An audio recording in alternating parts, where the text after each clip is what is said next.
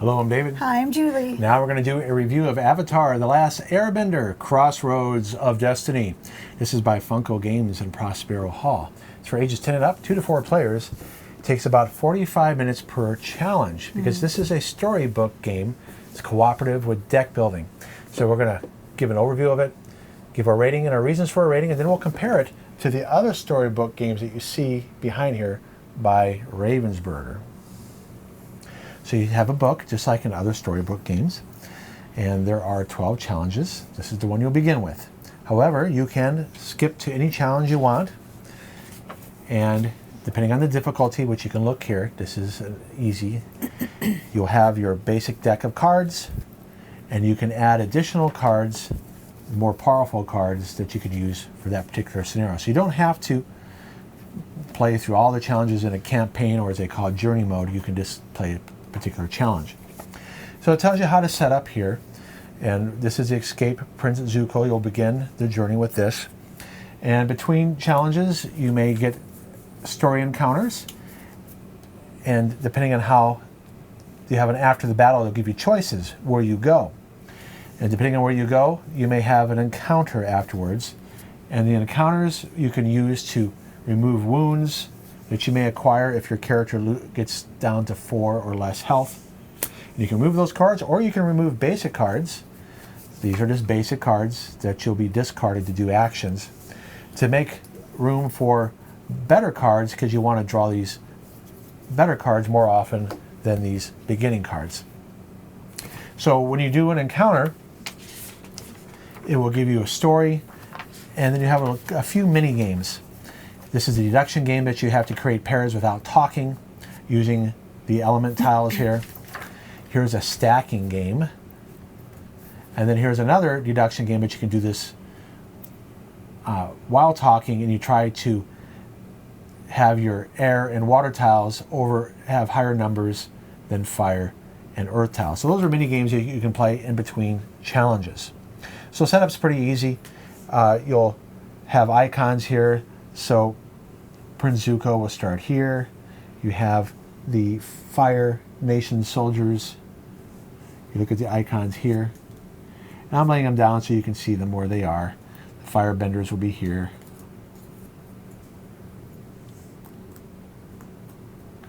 And if you want to see on the side camera, you just stand them up like this. And so this is more of a combat game. We'll be using our cards to do basic actions. So in the 2-player mode here, you'll see there on the side, the only difference between the 2-player and the other side is that in the 4-player side, you only have 8 health. In the 2 and 3-player side, you have 10 health, and you use this to keep track of that. So you have some basic actions where you discard cards. It doesn't matter if it's a basic card with no action on it or an action card, you can discard them. So I can discard 1 to move 1 space, and you can move diagonal or left, right, up, or down, or orthogonal, as they say. You can discard 2. For this case, Aang can do a ranged attack, and it does 1 damage to any enemy that is at least 1 space away. Close attacks, they have to be adjacent, and that includes diagonal. Here you can do interact, where you can interact with a space and discard 2 cards. Right here is that sometimes these cost an action, sometimes they don't. So as a basic action, I can place an air tile anywhere on the board. Now why would I want to do that? Because there'll be cards that I have here where I can interact with that air tile. So if I use this glider action, I can just move right to it and move very quickly. Now Julie's is playing Katara. She also has range attack.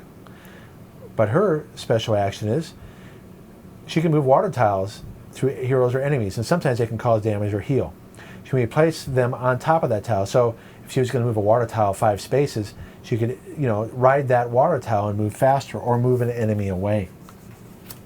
You'll see here there's spots for these element tiles. So fire, for instance, will be here, and if a hero moves through it, will take 1 damage. Those are those air tiles, water, and earth. You'll see here that you have 2 other characters you can play that uses those elements. Toph can use the earth, and she has a close attack. Sokka also has a melee attack, and he can do what's called planning. So each character has their own starting deck here of 10 cards. You'll shuffle them up. And that's where the S symbol's right here. Shuffle them up and you'll draw 5, 3, 4, 5. And then eventually we'll be able to add cards in to our deck.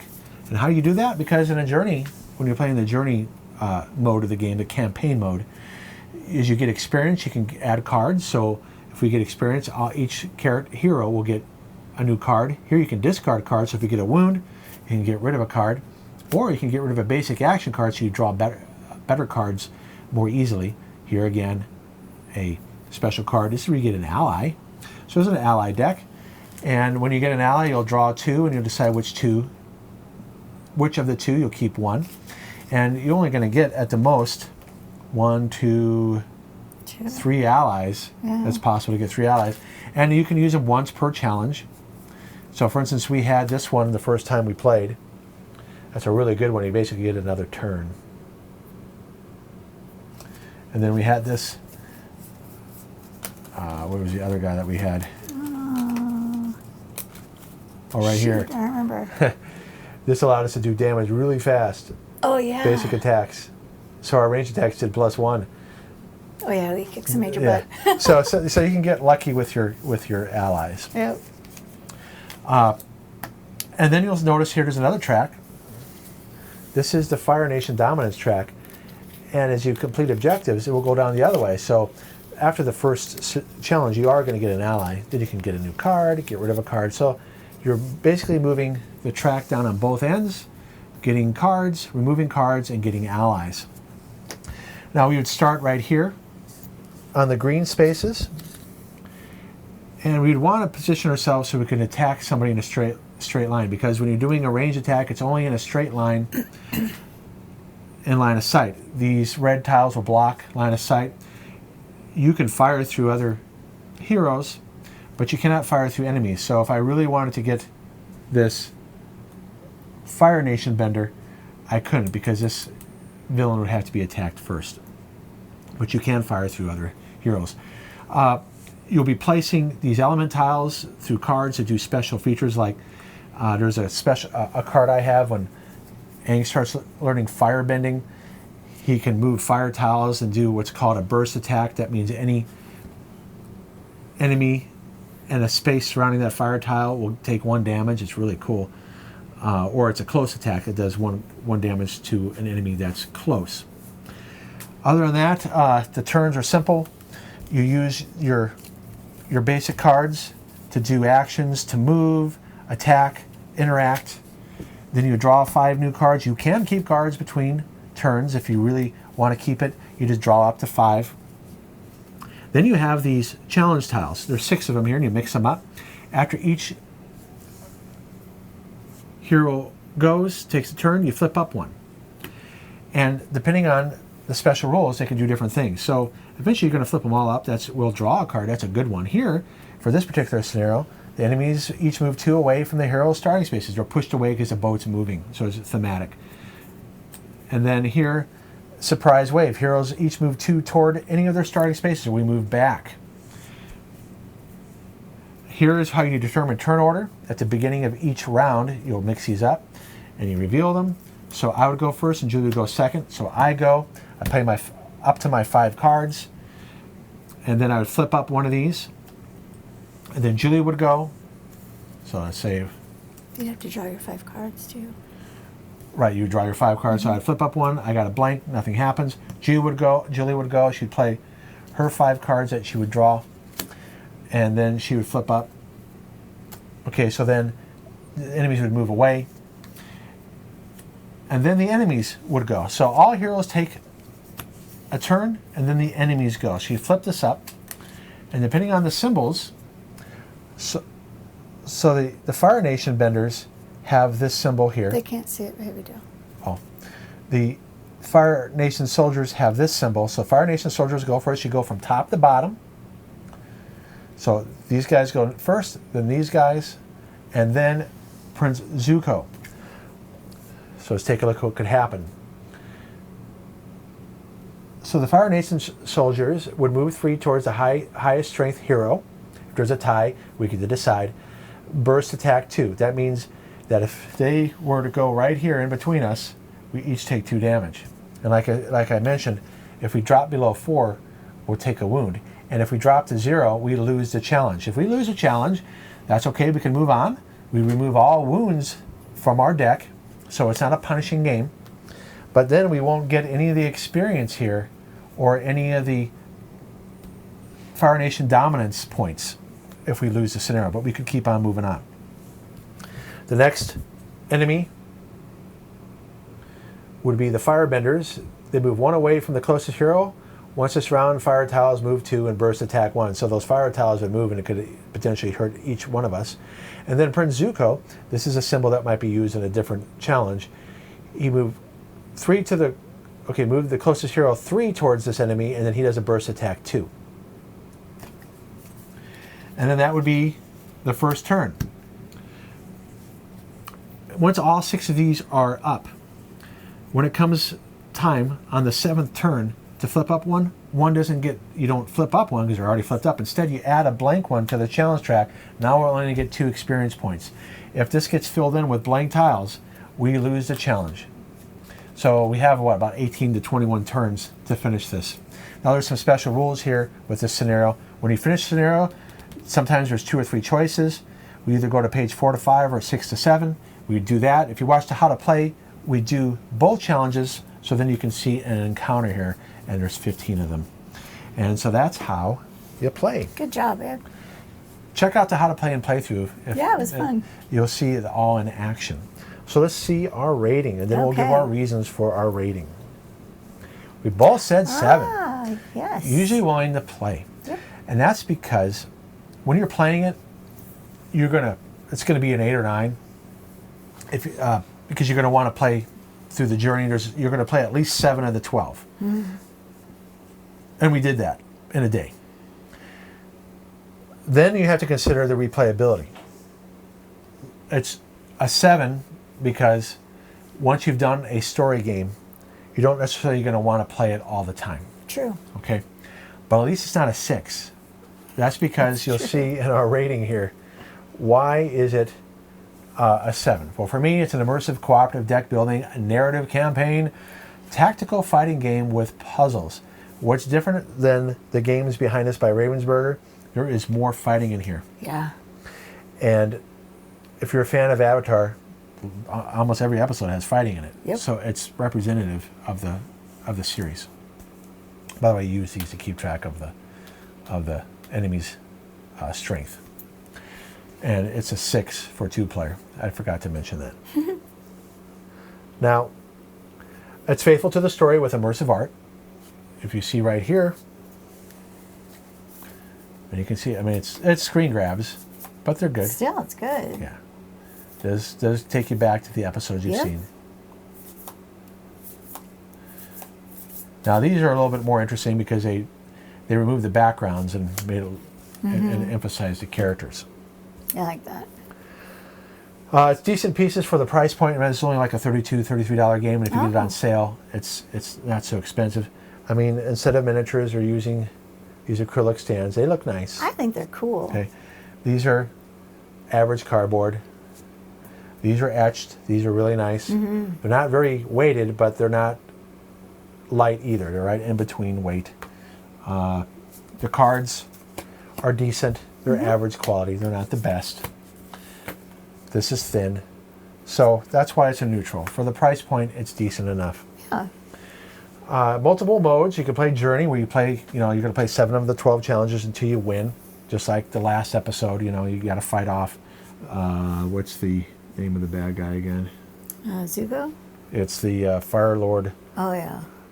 So that at just the very end, yeah. So this is how, if you've seen the series, it should be no surprise that you're going to face him at the very end. Or you can just do a single challenge. So this is why it's a 7, because there are some challenges we didn't play, and you can play different characters. So the campaign system's a plus. The narrative trees are cool. The fact that you have different choices, that if you do play it again, you can do different things. And encounters, the mini games, it's better than just rolling a die. So I explained to Julie in other narrative games that we haven't liked, you just roll a die. Oh, you rolled bad, you get screwed. Here, at least you get something, Yeah. And instead of rolling a die, you're actually doing a little bit of deduction. It's kind fun. of cool. Now, Yeah. the stacking game we stuck at. That was you don't want to see that. So the different characters, like for instance, it would be interesting just to try the whole game again, where we don't have range attacks. Exactly. We start out with only close attacks. I bet you it's going to go a little different. I think it would go very different. Samey challenges that are too easy. So we definitely dominated.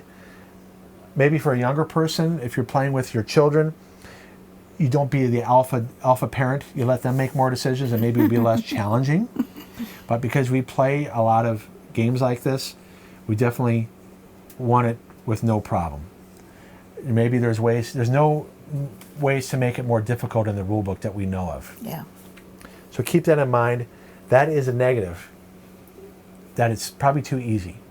But a neutral is not punishing with some cooperative moves. So it could be more cooperative. The only thing that you're really going to do cooperative-wise is when you can move another character. With Appa.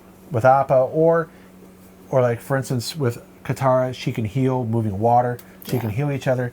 Other than that, you're pretty much doing your own thing, and occasionally you can help each other. True. Now, in terms of not punishing, that it's a catch-22, because if it's too punishing, it's going to discourage young people, and it can discourage older people too. Yeah. It is nice that if you do lose a challenge, you remove all your wounds, you don't get any benefits, and you move on to the next one. But you're not dead, so that's a plus. And again, when you do the encounters, you're going to get something even if you fail it. So that's a good thing. I just put it in the same thing because there's not a difficulty setting, it's a little too easy. Now, the rule book is challenging for inexperienced gamers because it lacks examples, a playthrough, and elaboration of special rules. There's a couple times when we're playing, when you read one of these cards for an enemy, or when you see the special rules in the book, we're like, I'm not too sure how to do that. Yeah. And so we're guessing. And you'll see here, there are little rules buried everywhere. If you see me have a rule book with these little marks in here, it's because there's special rules that are key words like any or not. There's a lack of emphasis techniques.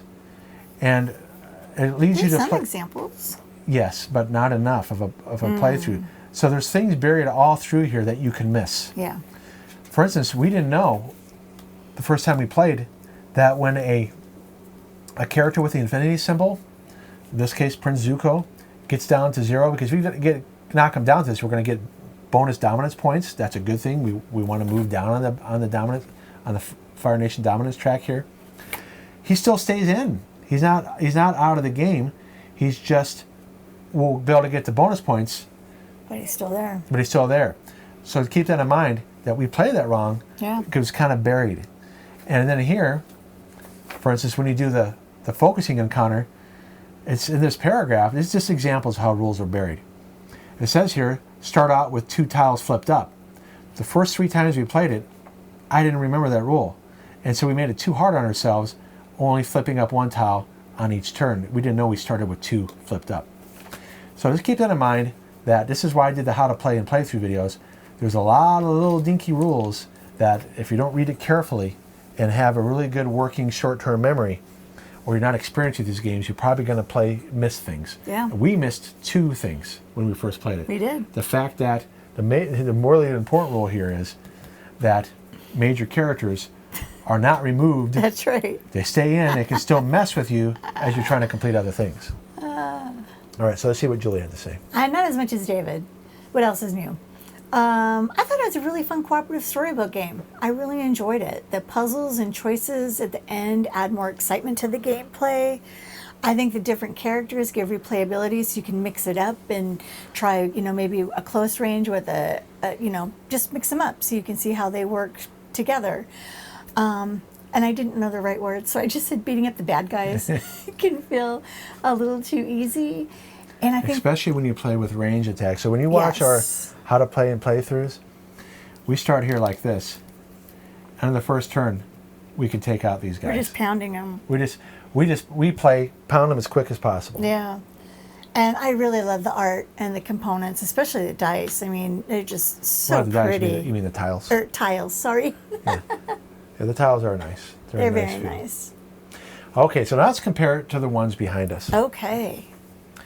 You've seen us do a review of Lord of the Rings, and we gave this a 7. Mm-hmm. The reason why we still play this is because of the corruption track that it has. So if you look at the back here, it's similar. This book is easier to use in terms of how it unfolds. Oh, yeah. But there's a corruption track in here that makes us want to replay it. Mm-hmm. And it's a little bit more difficult. True. And I do like the miniatures. miniatures. Yeah. Yeah. So they're both 7s for us. Mm-hmm. I think this one we'd play over this one right now because there's characters we haven't tried and there's challenges we haven't tried yet. Right. But they're both good. Mm-hmm. Okay. So right now Avatar beats out this one. Yes, barely. Okay, Wizard of Oz we reviewed, but it's a good. We were playing, it's a 7 or 8, but it's a 6 right now because you got to play it when you're in the mood. Yeah. So we're keeping this for grandchildren, and maybe down the road we'll play it again. We did play it all the way through. It's worth owning if you're a fan of Wizard of Oz. But we're probably not going to play this again for a long time. No. I think we played it all the way through in one sitting, didn't we? Well, in a day, yeah. In a day. Princess Bride is too difficult. And so we didn't play it all the way. It's not as elegant as Wizard of Oz. Wizard of Oz had separate decks for each chapter. This had the same deck. It just is not. It's their first one. It's not as done as well as Wizard of Oz, and it's too difficult. Yeah. And Lord of the Rings beats both of them because of the corruption track. It's really cool. Yeah.